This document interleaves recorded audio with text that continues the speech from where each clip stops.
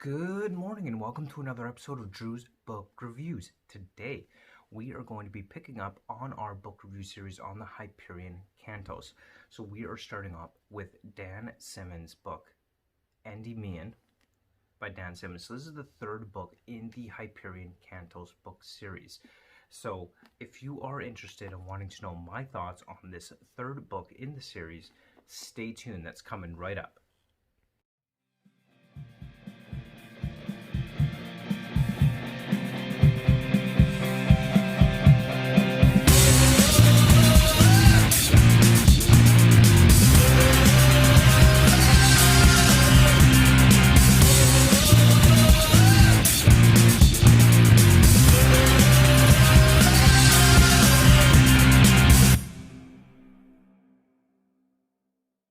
Okay, so ENDYMION picks up about 300 years after the events in the initial two Hyperion books, which encompasses the fall of Hyperion and Hyperion.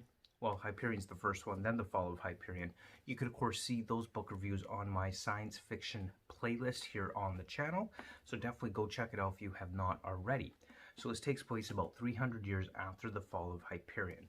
So the Farcaster portal network has been destroyed, and all the worlds have kind of just been separated from each other and left to develop on their own.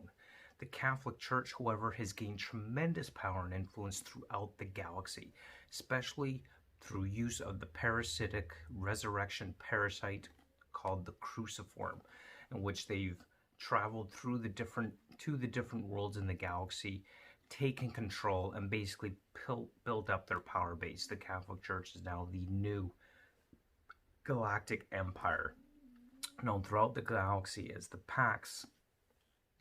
So at this point, our story is now set in the early 31st century, right around the year 3100.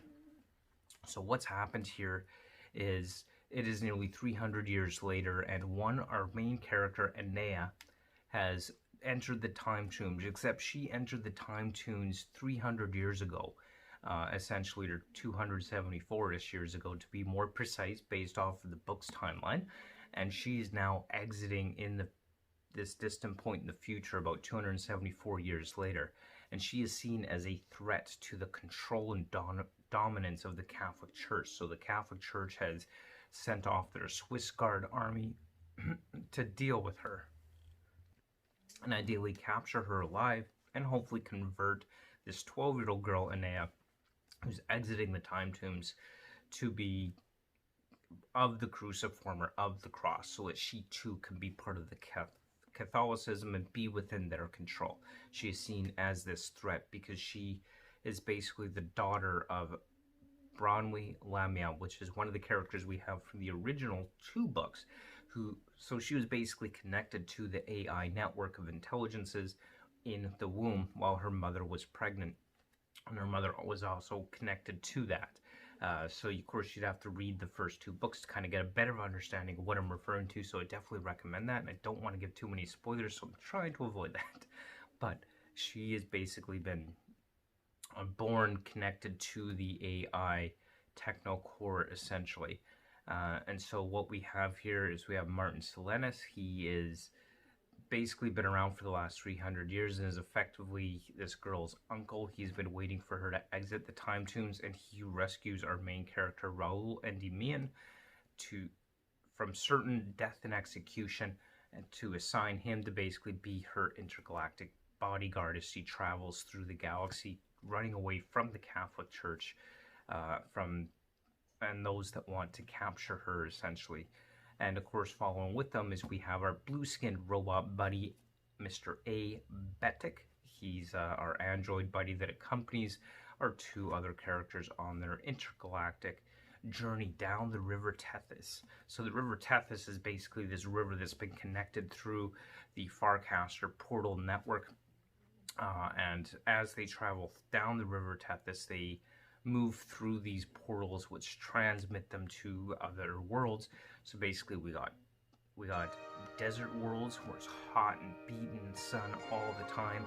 We've got our tropical jungle worlds where it's, you got the rain and the jungle life and all that kind of stuff. We got our ice worlds with basically frozen worlds, including frozen atmosphere worlds and all that kind of stuff. We've also got our water worlds, which are filled with nothing but water all around you, just nothing but a giant ocean with these man-eating, lethal, dangerous sharks and other kind of dangerous sea creatures surrounding them. So overall, we've got adventure through a whole bunch of different types of worlds as they travel through the Farcaster portal network.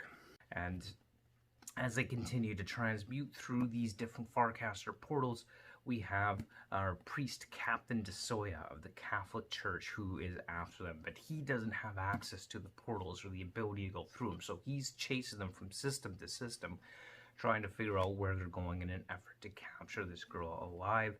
So that is our basic gist of what the book itself is about. It is basically a game of tag or runaway hide and seek throughout the galaxy as our three main characters travel down the river Tethys, being chased by the Catholic Church in an effort to evade them. So Enea has basically been set up as this savior of mankind, is kind of the premise that has been put forth within this book. She's supposed to be the savior and save everybody from, well, we don't really know.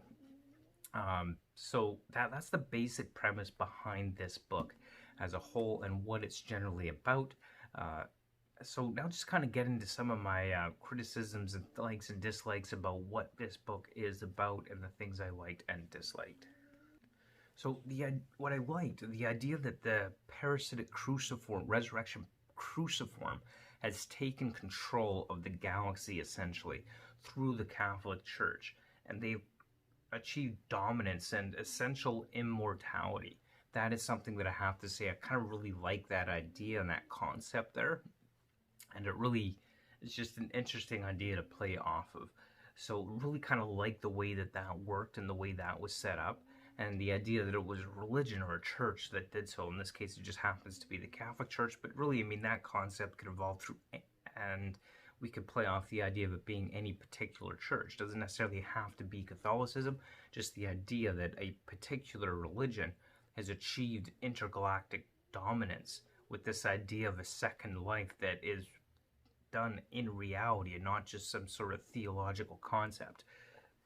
That is really cool, and I really kind of like that idea behind it. So that was definitely one of the ideas that I thought was a really good setting conceptually for this book series. And then we have Captain DeSoya. You know, I liked his character a lot. He's definitely devoted to his church, to his religion, but he questions the reasoning or the morality behind what he's been asked to do with capturing this girl. So he's not sure of what needs to be done here. He's really not that sure. He's determined to carry it out because he's so committed, devoted, and indoctrinated into his faith. So he's going to do what he's been asked by his superiors within his religion. But he also questions whether this is justifiable or whether it is the morally right thing to do, but he can't bring himself to disobey the orders. So that's really kind of interesting aspect about his character of Captain DeSoya that I really liked. And, I'm not going to get into some spoilers, but some decisions at the end that he makes, I think, are some really good decisions, and I think play well into his character and the kind of psychological profile this book helps to set up with his character. So I really kind of enjoyed that about Captain DeSoya. He's a really interesting character. Really like that about him. So it was just kind of some of the things that I liked, but also, of course, Anaya, she's really kind of taken the lead. She's become the de facto leader of the group. Whether she likes it or doesn't like it, she's taken the lead. So that's why an interesting aspect. I'm kind of undecided as to whether I like that idea or don't like that idea. I know that she's kind of been set up to be this prophetess from the past, someone who's going to come and be the one who teaches, so to speak. But whether I really like that idea behind it, of her de facto taking the lead. I mean, she's supposed to be this 12-year-old kid, though I do get that she's been basically mind melded or connected with the ancient AI Technocore, so she has a lot of knowledge and information that perhaps our other characters don't, which I suppose makes sense in her de facto taking the lead here. But, that, I'm kind of, I could go either way. I'm not sure if I like it, not like it. I mean, it's how the character was written, and there's nothing wrong with that, and it was still an interesting character, nonetheless. Now, to get into some of the things that I did not like about this book is one, this constant cycle of death and resurrection being a thing available to literally billions of people across the galaxy really kind of takes the stakes away from our characters. And part of how these characters travel is they have these super fast ships that accelerate so fast in space that the acceleration alone kills our character, only for him to be resurrected again at the next stop. And it's this constant, it's like you have to travel by death, travel by suicide. And so having this ability to constantly be resurrected kind of takes away from the stakes of the character. Now, it definitely, in a way, I suppose, adds to the stakes of our main character in that Anaya, ENDYMION, and BTEC, our blue-skinned android buddy, they're not immortal. They're not of the cross. They can't just die and be resurrected, while those who are pursuing them can be over and over and over again. But just the concept of traveling through space only to be killed by the acceleration and resurrect later on, and this repetitive cycle, it just becomes redundant. And quite frankly, I didn't really like that aspect. I thought it was kind of a dumb idea, to be completely honest. So that was kind of one of the drawbacks I had of this book. One of the things I didn't like. There's this mysterious character named Nemes that shows up. She, he, it. We don't know what Nemes is really, but no explanation for where her character gets her abilities. But it keeps talking about fast time, slow time. At one point, describes her of having these bladed shrike-like arms and legs, but she's not the Shrike. And she seems to be a character that just kills without thought, without remorse. So she very much behaves in a way like the Shrike behaves, except she's a character that actually communicates and talks to other characters within the storyline. But there's no explanation for who she is, where she came from, what she is. So, but she plays a role within the story, but not just kind of that mysterious off to the side role. We don't know what she is, but shows up, and it's kind of the driving force behind it, like the Shrike is. She's definitely more involved with the story, but we don't really know who she is or where she came from or how she got these abilities. So there's no explanation there, and it really wasn't done in a way where the mystery behind it was all that appealing, to be completely honest. Unlike the Shrike itself, she was almost just put in there almost because we needed somebody to do the job and DeSoya was failing. So let's just invent this super awesome character with a bunch of superpowers with no explanation, throw her into the mix and get the job done. And it just kind of doesn't work for me as a reader anyway. Maybe it did for you. Maybe you enjoyed that. I don't know. You can tell me in the comments below. I thought it was kind of ridiculous to have that in there. And one other part of the book where they're basically traveling the River Tethys on this ice world. And it's an ice world. They talk about the atmosphere itself being frozen. At one point, they're walking on top of this frozen atmosphere. And there's this reference to it being a near vacuum. Kind of like the environment you might expect on the moon, where it's technically not a pure vacuum because there is solar wind, so to speak, and there is, still particles of matter out in space, so it's not a 100% perfect pure vacuum, so it's referred to as a near vacuum. And they're walking on the surface of this atmosphere that's supposedly frozen, and it keeps referencing it being a vacuum, while at the same time talking about having the wind blowing along the surface and that kind of thing, which, if it's a vacuum, there's no wind because there's no air. So how could we have wind in a vacuum? It just doesn't make sense. And so that absolutely made no sense to me. One of the other things that really kind of made no sense is this idea that the Farcaster portals themselves are still operating, but only for Anaya. So she could go through them. They activate solely for her, but nobody else. So in theory, this Farcaster portal network was destroyed and rendered inoperable to stop the AI Technocore. Now, it is mentioned that the AI Technocore isn't technically isn't technically destroyed. It still exists in some sense. Like the artificial intelligence themselves were not destroyed. Just their ability to be linked together and communicate were destroyed through the Farcaster network. But there's no explanation as to why the Farcaster portals work for Naya and not anybody else. We know she's somewhat connected to the Technocore. It kind of touches on it a little bit, but I really didn't find the explanation to be all that satisfactory. It was almost just like, oh, well, of course it works for her because, you know, she was connected to the AI intelligence and she's supposed to be the savior girl. Makes no sense. Like, if the whole point of them destroying that network was to prevent the AI intelligences from the Technocore from effectively continuing, even if you don't destroy the AI intelligence themselves, you prevent them from being able to operate in any kind of cohesive manner. And that was the whole point behind it. And yet, if the Farcasters were rendered inoperable, why do they only work for her? There's no good explanation for this.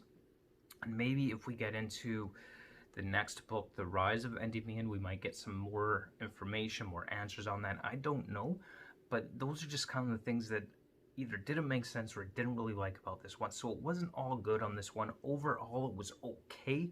I gave this a 3 out of 5 stars review on Goodreads, but definitely not my favorite of the whole Hyperion Cantos series. I thought there were some areas that were just were a flop for me in terms of the story in this particular book. So yeah, those are just some of my thoughts on this particular book. And those are just some of the ideas that I had concerning the third book in the Hyperion Cantos, ENDYMION. And definitely, of course, as always, don't forget to like, comment, and subscribe if you enjoy hearing my thoughts on these books, you know, as always. And of course, don't forget to stay tuned for next time on Drew's Book Reviews as we continue reviewing the Hyperion Cantos. I got some other ones to read before I get to the third and final book in this series, but definitely, or fourth and final book in this series, I guess. But definitely will be getting to it. Thank you so much for watching. Absolutely always appreciate it. Don't forget to like, comment, and subscribe. And we will see you next time on the next episode of Drew's Book Reviews. Until then, keep on reading. Bye.